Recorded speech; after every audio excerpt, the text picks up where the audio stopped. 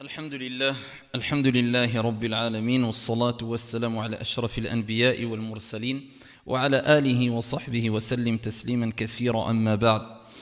On continue avec les cours de fiqh et on avait terminé le chapitre عن ستر العورة, sur le fait de couvrir la awra, et on va entamer le nouveau chapitre qui concerne la qibla, fi istiqbal al-qibla.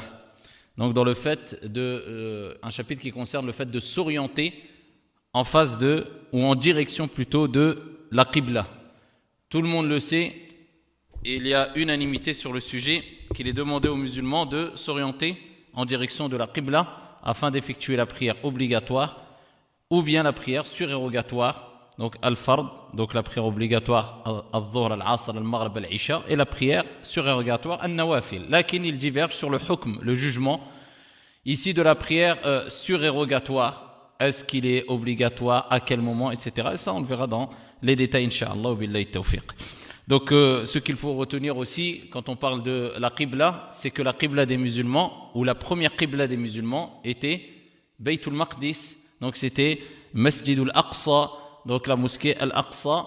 Comme il est relaté dans Sahih Muslim, les musulmans priaient en direction de Masjid al-Aqsa pendant à peu près 16 ou 17 mois, jusqu'à ce qu'Allah Jalla wa Ala a révélé ici au prophète alayhi salatu wa salam qu'il fallait changer de qibla et se diriger vers ici la Mecque, Mekkatul Mukarramah.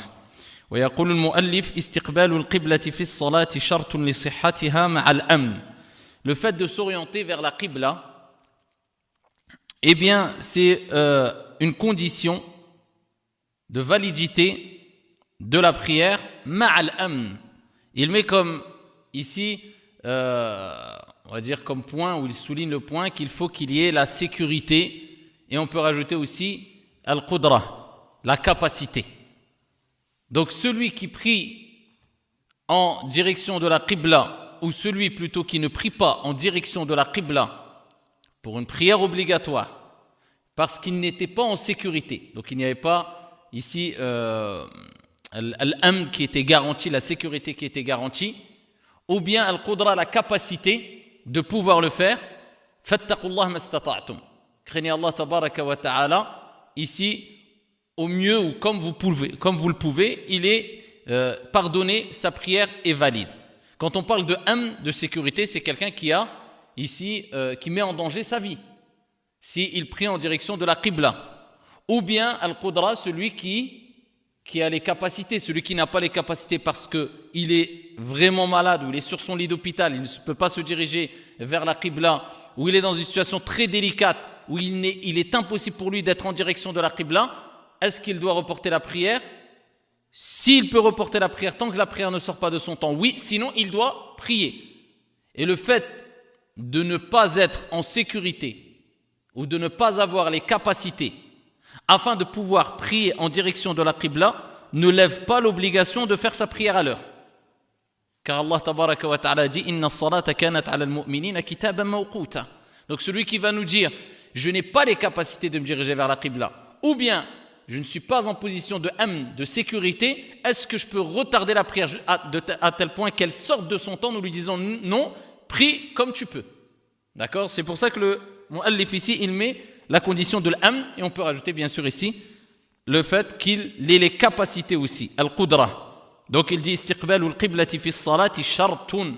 C'est une condition li sihhatiha, pour sa validité, son authenticité, ma'al amn wal qudra. Hadaran wa safaran, qu'il soit muqim, présent, résident, ou bien qu'il soit en voyageur. Fi ghayri tatawwu'i lirrakibi al-musafir. Par contre là, il exclut une catégorie de personnes, celui qui est sur sa monture et qui est en voyage. Mais s'il n'est pas en voyage et il n'est pas sur sa monture, d'accord, il n'a pas rempli ces deux conditions-là, eh bien, il est obligatoire pour lui de se diriger vers la qibla, que ce soit pour la prière obligatoire ou la prière surérogatoire. Par contre, s'il est en voyage, musafir, et il est sur sa monture, et il accomplit une prière surérogatoire, à ce moment-là, il n'est plus obligatoire pour lui de se diriger vers la qibla. Naam. Et le prophète et ici le mu'allif il dit wala yushtaratu tahri 'ayn al-Ka'bah, et il n'est pas donné comme condition d'être vraiment de manière vraiment précise en face de Al-Kaaba si tu ne peux pas la voir. C'est-à-dire que si tu peux la voir, il faut savoir que les savants disent que tu dois vraiment te mettre en face de la Qibla, en face de la Kaaba. Tu dois vraiment la voir, tu dois vraiment être en face de la Kaaba. Par contre, si tu ne peux pas la voir, tu es tellement éloigné de la Kaaba que tu ne peux plus la voir, par exemple tu es dans une autre ville où tu es comme nous ici en France, tu dois être en direction de tu dois te diriger vers la Qibla, vers la Kaaba. Et quand on parle de Kaaba, il faut savoir que Al-Hijr, d'accord, cet arc de cercle qui est collé à la Kaaba, ce qui est à l'intérieur de l'Hijr, min al-Kaaba, ça fait partie de la Kaaba.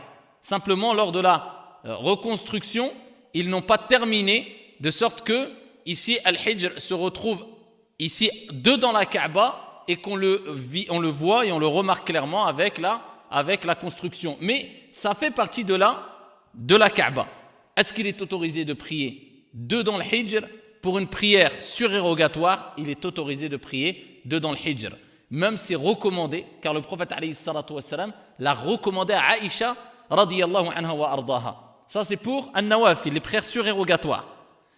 C'est pour ça que quand on fait tawaf autour de la Kaaba, il faut faire très attention à ne pas faire tawaf un moment pendant les 7 tours et faire le tawaf à l'intérieur de l'Hijr. Vous avez la Kaaba et à l'Hijr, certains font le tour autour de la Kaaba et donc du Hijr, de cet arc de cercle. Et quelquefois, il se dit, bon, au 3e tour, au 4e tour, ah bah tiens, je fais le tour de la Kaaba, mais il rentre dedans. Parce qu'il a eu l'occasion de rentrer dans le Hijr, il rentre dedans et il coupe. Il n'a pas complété son tawaf là. Parce que le tawaf, c'est hawla al-Kaaba, autour de la Kaaba. Et le Hijr fait partie de la Kaaba. Par contre, une prière obligatoire, inda al-Malikiyya, il est strictement interdit. Et chez d'autres savants, ils l'autorisent comme al-Shafi'iyya et d'autres. Ils disent pourquoi? Parce que c'est un endroit ici qui fait partie de la terre d'Allah tabaraka wa ta'ala, on n'a pas de preuve explicite qui l'interdit. Et d'autres comme Al-Malikiyya, parmi les preuves, ils ont simplement répondu qu'il n'a pas été rapporté que ni le prophète ni les compagnons n'ont fait ou n'ont recommandé de faire une prière obligatoire dans le Hijr ou bien à l'intérieur de la Kaaba ou bien sur le toit de la Kaaba. Par contre, une prière surérogatoire, an-nawafil, il n'y a pas de problème. ولا يشترط تحري عين الكعبة إلا لمن يراها من أهل المسجد الحرام. Donc ceux qui la voient et qui sont à al-Masjid al-Haram, ils doivent vraiment se diriger en face de la Kaaba. ويكفي غيرهم استقبال جهتها. Et en dehors de cela, il suffit de se mettre en direction de la Kaaba. Qu'est-ce que ça veut dire cela? On va voir.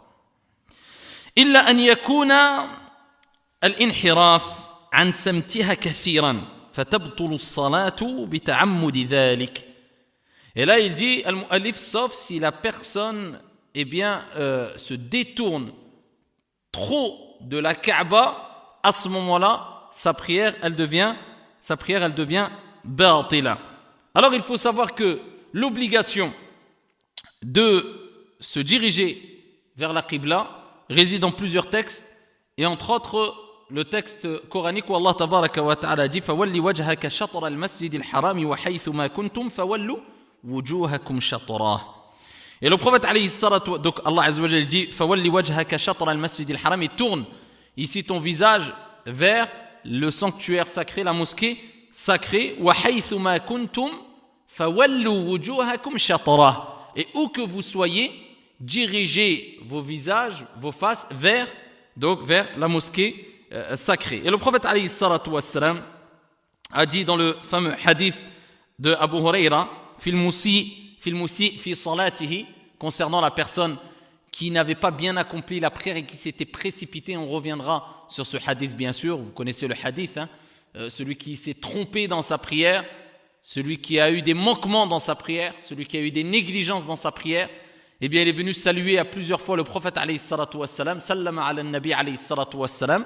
Et à chaque fois, le prophète alayhi sallam, il lui disait « Irji' wa salli fa innaka lam tusalli » retourne et fais ta prière car tu n'as pas prié. Pourtant il avait prié, mais il n'avait pas complété sa prière comme il se devait. Donc il faisait la prière, ensuite il terminait, il allait voir le prophète, Assalamu alayka ya Rasulallah. Le prophète alayhi salam lui répondait, il lui disait, Irji' wa salli fa innaka lam tusalli.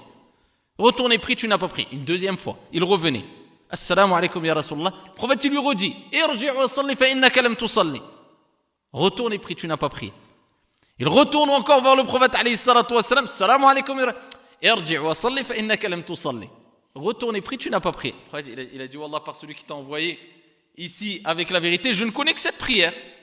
Et là, le prophète alayhi salatu wa salam lui a enseigné la prière. Et lui a rappelé ses manquements. Et il lui a dit, comme on le verra dans les détails, ici il lui a rappelé les arkan salah. De là, de ce hadith-là, on puisait à l'ulama, entre autres, les piliers de la prière. Et parmi ces piliers-là, c'est at-tuma'nina. C'est le fait d'être mutma'in, apaisé, serein. Quand on est debout, quand on fait ruku', quand on se relève de ruku', quand on fait sujoud, quand on s'assoit. D'accord? Parce que celui qui va prier de sorte qu'il n'a pas attendu une pause, quand il fait Allahu Akbar, Subhanallah, Sami'a Allahu liman, Allahu Akbar, salatuhu batila, sa prière elle est nulle. Et le prophète alayhi salam, il a dit quoi, al-Moussi fi salatihi, à celui qui se trompait dans sa prière, Irji' wa salli, retourne prier, tu n'as pas prié. La preuve que la prière, il n'y a pas de prière. Donc c'est quoi prier vraiment? Eh bien c'est en complétant al-arkan, les piliers de la prière, en remplissant les conditions de la prière, etc. D'où l'importance d'apprendre à faire correctement la prière et savoir qu'est-ce qui annule la prière, qu'est-ce qui n'annule pas la prière. Et le prophète alayhi salatu wa salam, il lui a dit dans le hadith, إِذَا قُمْتَ إِلَى الصَّلَاةِ فَأَسْبِغِ الْوُضُوء. Pendant l'explication de la prière, le prophète alayhi salatu wa salam lui a dit, quand tu te lèves pour accomplir la prière, asbiri al-wudu. Il n'a pas dit fais le wudu. Il lui a dit accomplis, c'est-à-dire complètement, parfaitement les ablutions. Donc déjà, une des clés de l'humilité al-khushu' et des causes d'acceptation et de validité de la prière, c'est d'avoir fait complètement ses ablutions, bien ses ablutions. فَأَسْبِغِ الْوُضُوء ثُمَّ اسْتَقْبِلِ الْقِبْلَةَ ثُمَّ كَبِّرْ. Il lui dit ensuite, dirige-toi vers la qibla. Et ensuite, dit Allahu Akbar, akhrajahu Muslim. Et ici, les savants sont unanimes sur cette condition-là qui est le fait de se diriger vers la qibla. Et donc ici, al-Mu'allif a rappelé que si on se détourne trop de la qibla, de la direction de la qibla, la prière elle est batila. C'est quoi se détourner trop de la qibla? Alors ici, ils disent que si tu as une partie de ta face qui est en direction de la qibla, cela suffit. D'accord? Si tu n'es pas dans un endroit où tu peux voir la Kaaba. Mais si tu donnes dos à la qibla, ou tu la laisses carrément sur ton côté, clairement sur ton côté, eh bien ta prière elle est batila. La prière elle est batila. Donc souvent on a ce problème-là dans les mosquées ou autres, des gens qui disent oui l'imam ne se dirige pas vers la qibla. Parce que voilà, la mosquée est faite de telle manière que on va perdre de la place, etc., etc. Ça, ce n'est pas une raison pour ne pas se diriger vers la qibla. Ça, c'est une condition, et certains disent que ça fait partie des piliers à la kullin. C'est une condition de l'acceptation de la validité de la prière. Donc, si la personne se dirige vers la qibla de sorte qu'elle lui fait face, ou bien qu'il y a une partie de sa face qui est comme en face de la qibla, en direction de la qibla, sa prière elle est authentique. Mais s'il donne dos à la qibla, ou alors il la laisse carrément et clairement à sa droite ou à sa gauche, sa prière elle est batila. Donc si on va estimer que le poteau ici en face de moi, là, c'est la direction de la qibla, donc si je me mets comme ça, c'est bon. Si je me mets comme ça, c'est bon. C'est clair? Mais si je me mets comme ça, je laisse carrément à droite, je prie comme ça, là, je l'ai laissé sur mon côté clairement. La prière est nulle. Et si je me tourne, a fortiori, la prière est nulle. D'accord? Donc, il faut quand même rester en direction. Et si je me tourne légèrement à droite, d'accord, parce qu'il y a une raison ou autre, bien sûr, il faut se diriger en face au mieux. Mais si légèrement à droite, il n'y a pas de problème. Légèrement à gauche, il n'y a pas de problème. Parce que je reste dans la direction. Et le prophète, alayhi salatu wa salam, a dit, lorsqu'il était à Médine, Ma bayna al-mashriq wal-maghrib qibla. Il a rappelé qu'entre le mashriq et le maghrib, il y a la qibla. Donc il a montré que la direction, elle est quand même, on a quand même une certaine souplesse. Mais attention, ça concerne ceux qui étaient à Al-Madina. Donc on sait que ce n'est pas au millimètre près. Donc tant que tu es dans l'angle ici qui concerne la direction de la qibla, il n'y a pas de mal tant que tu ne la laisses pas clairement sur ta droite ou bien sur ta gauche. Et ici, Al-Malikiya, il considère que si tu te rends compte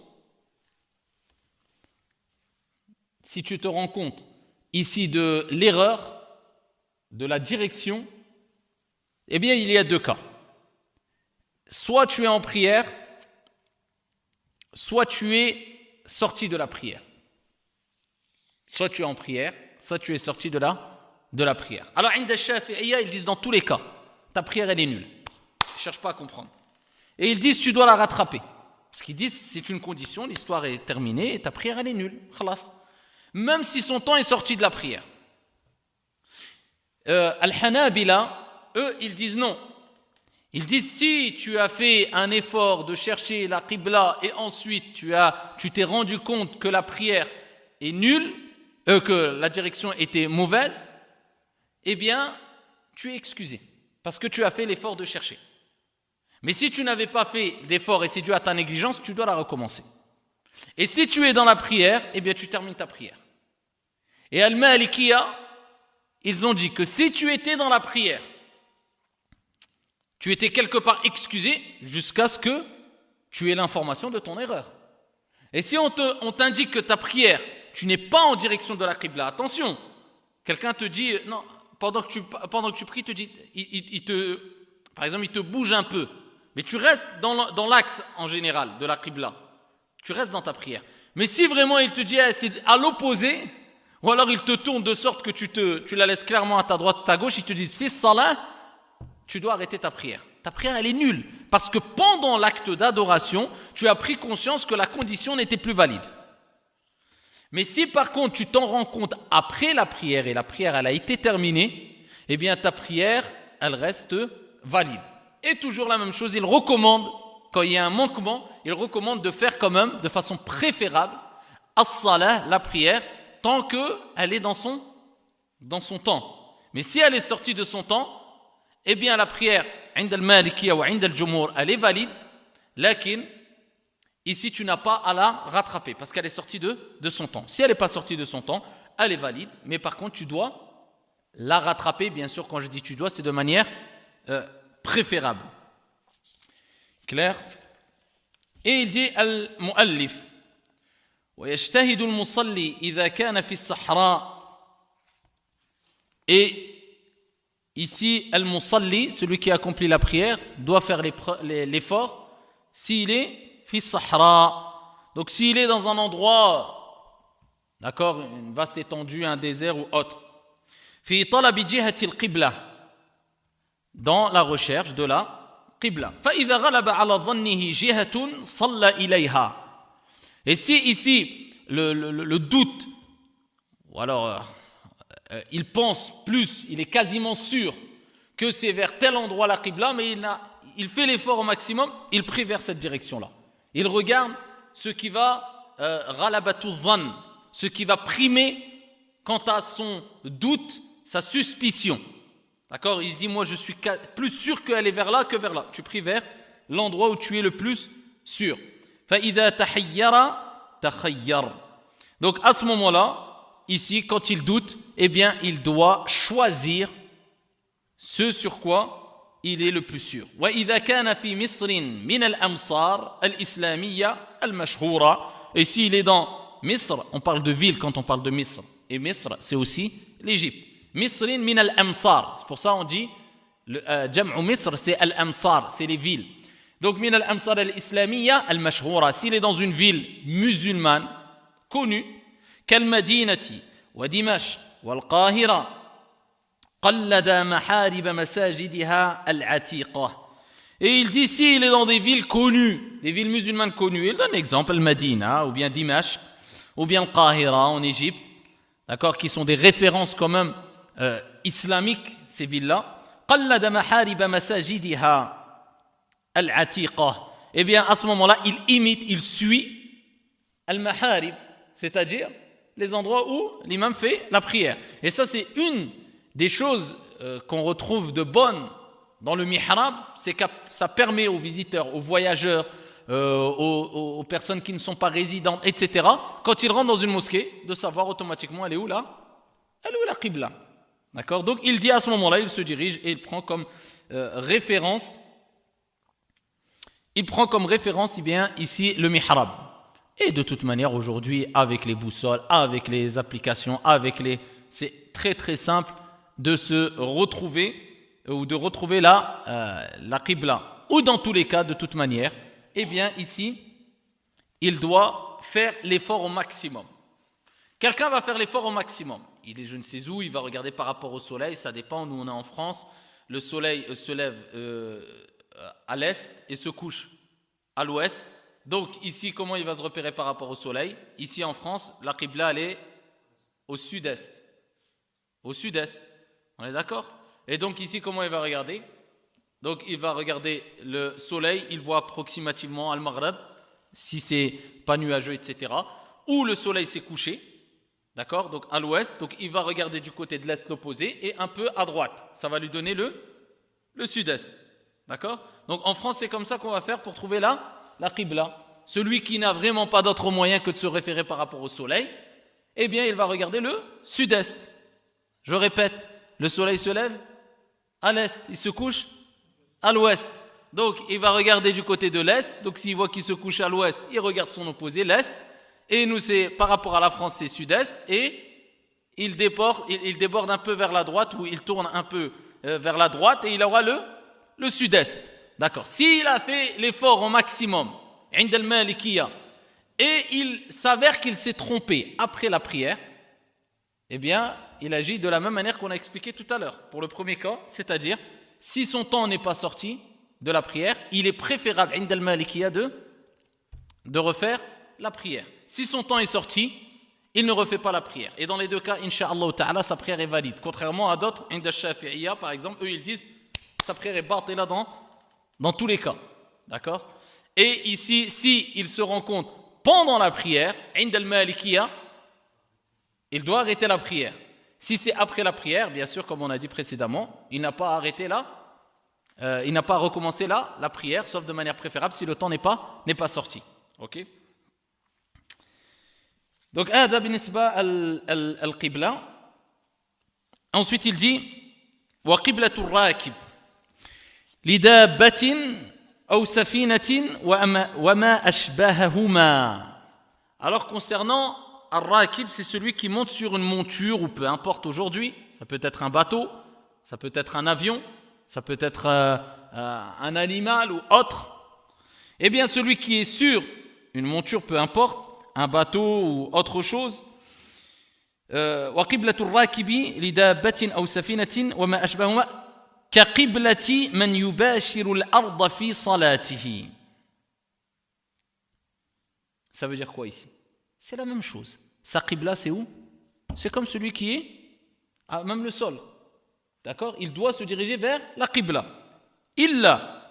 Donc ici, il dit sauf al-musafir. Il doit prier vers où le mène sa monture. Mais ça, c'est une permission exclusivement pour celui qui est en voyage et celui qui est sur une monture, et en plus de cela, c'est celui qui fait une prière surérogatoire. Voilà les trois conditions. Et c'est ainsi qu'a agi le prophète alayhi afdalus salati wa askat taslim. Il lui est arrivé, comme ont attesté les sahaba radiyallahu anhum wa ardahum, plus d'une fois de prier sur sa monture. Et ici, il continue à prier, peu importe vers où le menait la monture, soit vers l'est, l'ouest, le nord, il priait. D'accord? Bien que ce qui est rapporté, c'est que le prophète alayhi salatu wassalam, en général, il priait aucune prière avec les prières obligatoires, sauf une portion des prières pendant la nuit. Ici, qiyamul layl, et ça, on en reviendra, incha'Allah tabaraka wa ta'ala. Parce que les conditions de la prière obligatoire, parmi les conditions, comme on va le voir, c'est que la personne soit qa'im, soit debout. Il n'a pas le droit de prier assis, c'est une condition de la prière. C'est un rukn plutôt, un pilier de la prière. Celui qui prie assis alors qu'il peut prier debout pour une prière obligatoire, sa prière elle est batila. Lakin pour une prière surérogatoire, il y a un consensus ijma' des 4 écoles. Consensus. Celui qui veut prier nawafil, nafila. Wa arada an yusalliha jalisan. Fayajuz inda bi ijma'. Il veut la prier assis, il la prie assis. Pas de problème. Toi, tu as envie de faire 2 rak'at, tu dis je m'assois. Surtout à notre époque, ça ne va pas être choquant vu que aujourd'hui, masha'Allah. Donc tu peux la prier assis, pas de problème.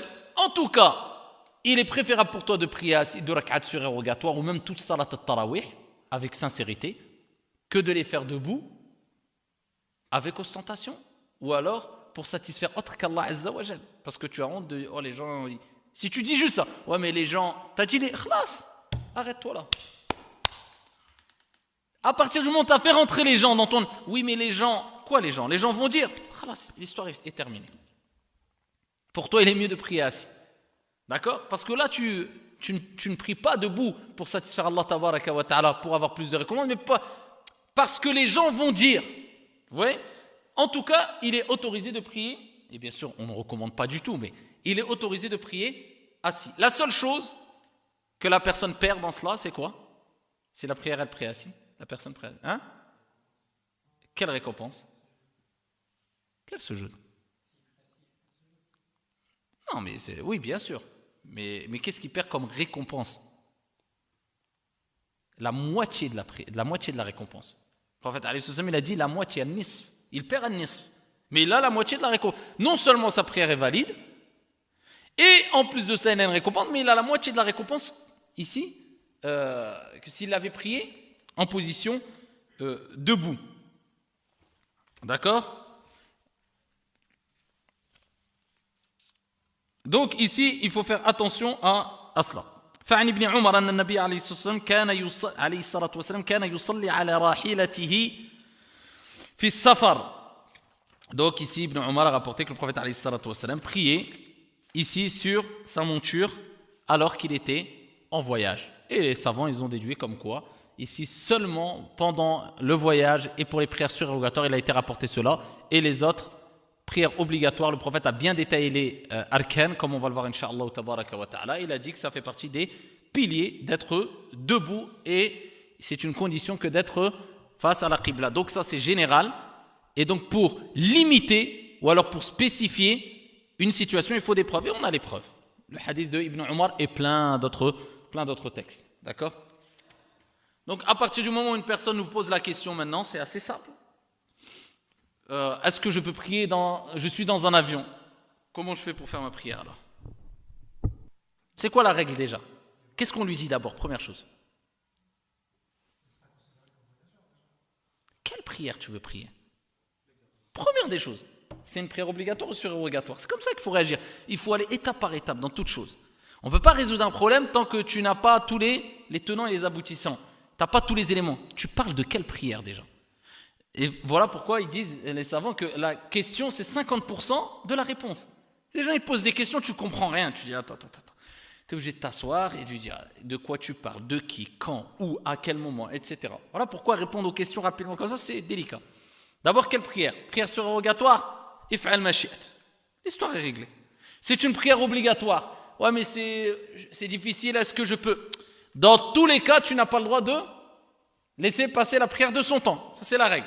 Sauf si tu es musafir, voyageur. Donc là, on rentre dans la condition de la prière du voyageur. Je l'ai vu avec vous ou pas? J'en ai fait une vidéo, mais bon, on va en venir dans les détails par la suite, mais bon, voilà. Donc, s'il est dans un avion, dans tous les cas, on estime qu'il est déjà en voyage, ça c'est clair. Il a passé les 80 km. Donc, il est voyageur.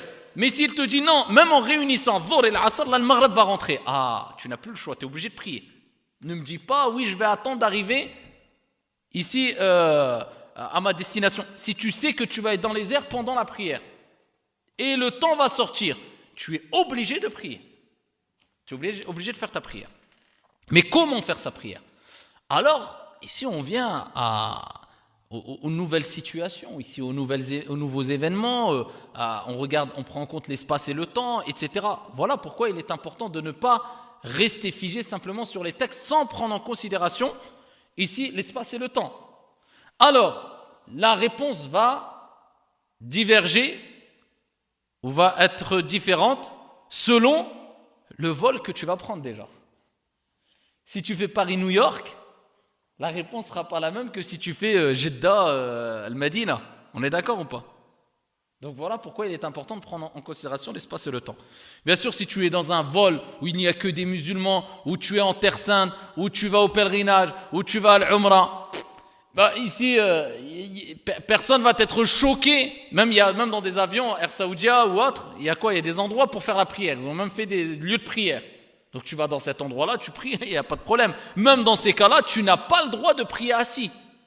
Et tu n'as pas le droit de prier en direction autre que la Qibla. Interdit. Pourquoi? Parce que tu as une musalla. Tu as un endroit pour faire la prière, premièrement. Et deuxièmement, il t'indique elle est où la Qibla. Ok?